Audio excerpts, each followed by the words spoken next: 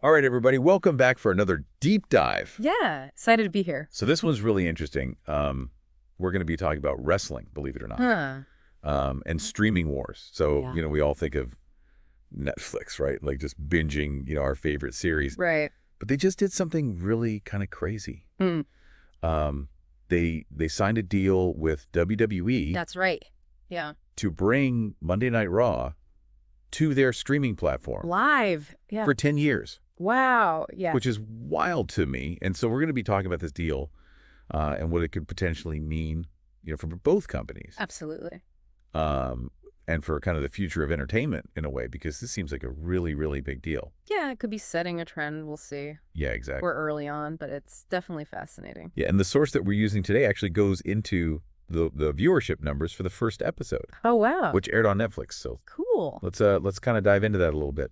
Because it's actually pretty impressive. Yeah. What were the numbers? Yeah. So globally, 4.9 million viewers tuned in for that first episode. That's huge. Yeah, which is crazy, Yeah, right? yeah.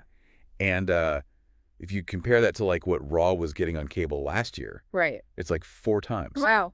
Okay. More than 4 times. They were averaging like 1.2 million viewers on the USR network. Right.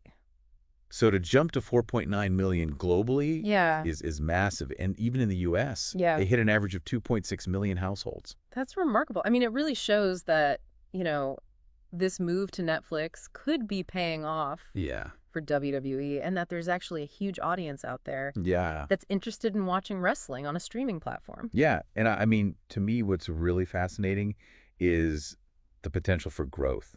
Oh, yeah, for sure. Because those numbers are just the initial rollout. Yeah, they haven't even tapped into all those international markets yet, right? Exactly. I mean, when you think about places like France, Germany, India, Italy, Japan, the Philippines, South Korea, all these places where Netflix is hugely popular. Yeah. But WWE maybe hasn't had as much of a presence. Like, it's mind-blowing to think about. Yeah, like imagine if your favorite show Right. suddenly became available Yeah. in like a whole bunch of new countries. Right. Like that's kind of what they're doing here with. Exactly. Yeah, it's like they're unlocking this whole new level Yeah. of potential viewership and fan base.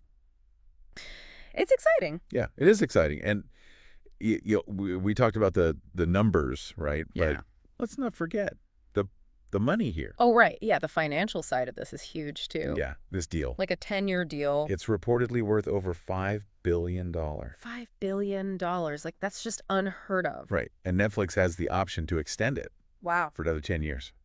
So potentially a 20-year partnership? That's incredible. I know. And so like that's a lot of money. It is a lot of money. And it really, I think, speaks to how seriously both companies are taking this. Absolutely. Yeah. I mean, for WWE, this could be a game changer. Yeah. I mean, it could really help to stabilize their financial future, potentially. Yeah.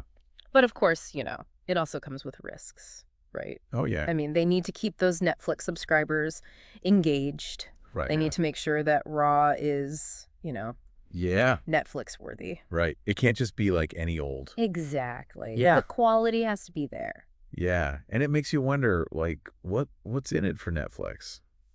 Right? Yeah, that's a good point. Like, why would they do this deal? Yeah. I mean, it's a lot of money to put on the table. Yeah. But I think for Netflix, it's all about staying competitive, Okay. right? They're facing a lot of pressure from other streaming giants, Yeah.